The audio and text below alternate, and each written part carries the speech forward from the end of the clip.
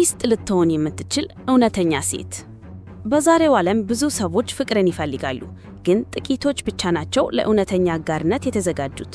ምክንያቱም ለጥቂት ጊዜ አስደሳች በምትሆን ሴትና በሕይወትህ አስቸጋሪ ዓመታት ውስጥ በአጠገብህ በጽናት በምትቆም ሴት መካከል ትልቅ ልዩነት አለ። እውነተኛ ሚስት ስሜታዊ ውድቀት የማታሳይ፣ እምነትን የማትከዳ፣ ሰላምህ የማታደፍርስ ወይም ፍቅርን ወደ ስነ ልቦናዊ ጦርነት የማትቀይር ሴት ናት። ለዚህ ነው ብዙ ወንዶች ግራ የሚጋቡት። ምክንያቱም መሳብ ዓይንን ያሳውራል፣ ውበት ፍርድን ያዛባል፣ ኬሚስትሪ አመቀኙን ዝም ያሰኛል፣ ብቸኝነት ደግሞ ገና ከጅምሎ ጤናማ ያልሆኑ ግንኙነቶች ውስጥ እንድንገባ ያደርገናል። ግን ጊዜ ሁሉንም ነገር ይገልጣል። ሕይወት አስቸጋሪ በሚሆንበት ጊዜ፣ ጭንቀት ሲመታ፣ ገንዘብ ሲጠፋና ስሜቶች ሲከብዱ፣ ያኔ የአንድ ሰው እውነተኛ ማንነት ይታያል። በዚያን ጊዜ ወንዱ አንድ ትልቅ ነገር ይረዳል። የአንድ ሰው ሚስት ለመሆን አልተገነባም።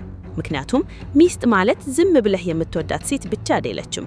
ሚስት ማለት በሕይወትህ ውስጥ ስሜታዊ ጥፋትን ሳይሆን ሰላምን የምታመጣ፣ ወደፊትህን በምስጢር የማታበላሽና በከባድ ጊዜ እንኳን ታማኝነቷ የማይናወጥ ሴት ናት።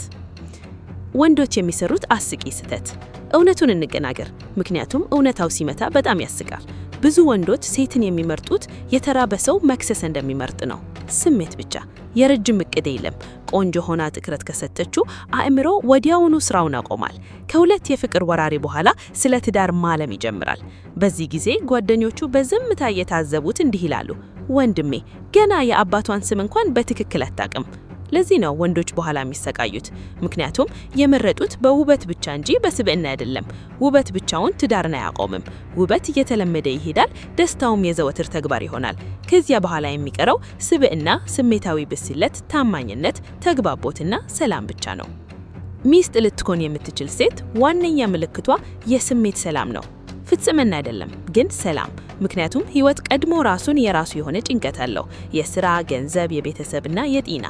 አንድ ወንድ ወደ ቤቱ ሲገባ ሌላ የጦር ሜዳ ውስጥ የገባ ሊሰማው አይገባም። ብዙ ግንኙነቶች የሚፈርሱት ሕይወት ግንኙነቱ ቋንቋ ስለሆነ ነው።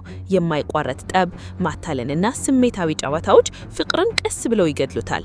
ሚስት ልትሆን የምትችል ሴት ግን ችግሮችን በንግግር መፍታት እንጂ ድራማ መፍጠርን አትመርጥም።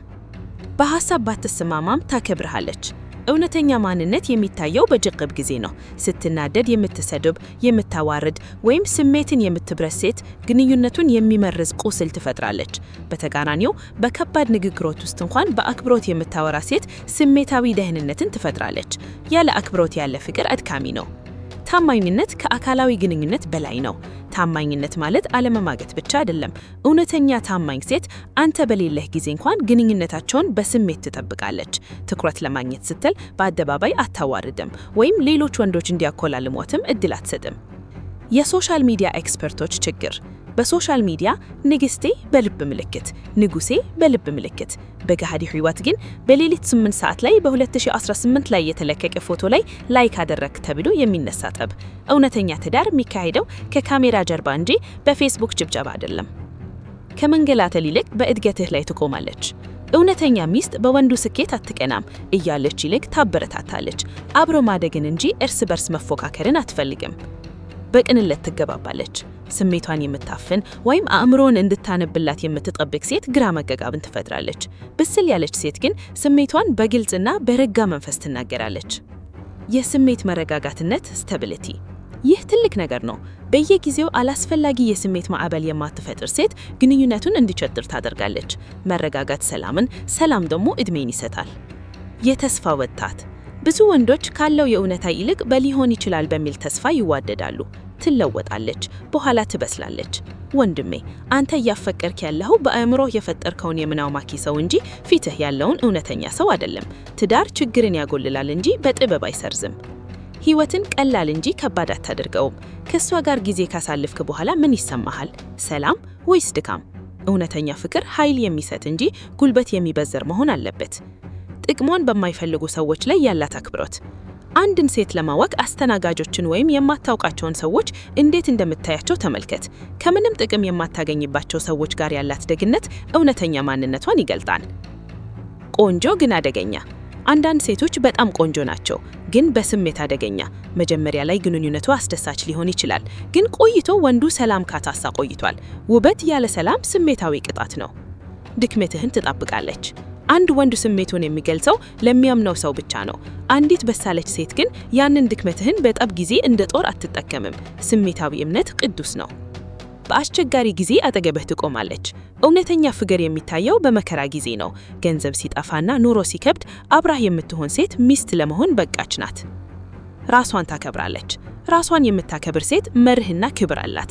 ራሷን የምታከብር ሴት ሌላውንም ማክበር አቅም አላት። የስሜት ቤት ትፈጥራለች። እውነተኛ ሚስት ቤት ናት። በአካል ብቻ መገኘት ሳይሆን ሰላም፣ መጽናኛና ደህንነት የሚሰማሽ ስፍራ ናት። ወንዱ ራሱን ለመከላከል ሳይጨነቅ በነፃነት የሚተነፈስበት ስሜታዊ ጥላ ትሆናለች። አንተን እንጂ ጥቅምህን አትወድም። ኑሮ ቢከብድ እንኳን አሁንም ታከብረኛለች ብለህ ራስህን ጠይቅ። አንዳንድ ሰዎች የኑሮ ደረጃህን እንጂ አንተን አይወዱም። ለማጠቃለያ 2 አይነት ግንኙነቶችን አስብ። በአንደኛው ጭንቀት፣ አለማክበር፣ ማታለልና ህወት አለ። በሁለተኛው ድጋፍ፣ ሰላም፣ ታማኝነት፣ ንግግርና አክብሮት አለ። የትኛው ግንኙነት ለረጅም ጊዜ ሊቀጥል ይችላል? እውነቱ ግን ነው። ሚስት ልትሆን የምትችል ሴት ዝም ብላ ቆንጆ ብቻ አይደለችም። እሷ በሳለች፣ ታማኝ፣ ሰላማዊ፣ ደጋፊ፣ አክብሮት ያላትና ብልጥ ናት። ትዳር በውበት ብቻ ሳይሆን በስብዕና ይቆማል። ስለዚህ አንዲት ሴት በውበቷ ብቻ ከመምረጥህ በፊት እንዲህ ብለህ ጠይቅ። በህይወቴ ሰላም ታመጣለች? በብስል መነጋገር ትችላለች? በስሜት አምናትባታለሁ? በከባድ ጊዜ ታከብረኛለች? እውነተኛ ፍቅር ማለት አስደሳች ሰው ማግኘት ብቻ ሳይሆን አብረህ ወደፊትህን የምትገነባበት አስተማማኝ ሰው ማግኘት ማለት ነው። ይህንን የተረዱ ወንዶች የጥቂት ደስታን ማሳደድ ያቆማሉ እና ዘላቂ ሰላምን፣ ታማኝነትና እውነተኛ አጋርነትን መምረት ይጀምራሉ።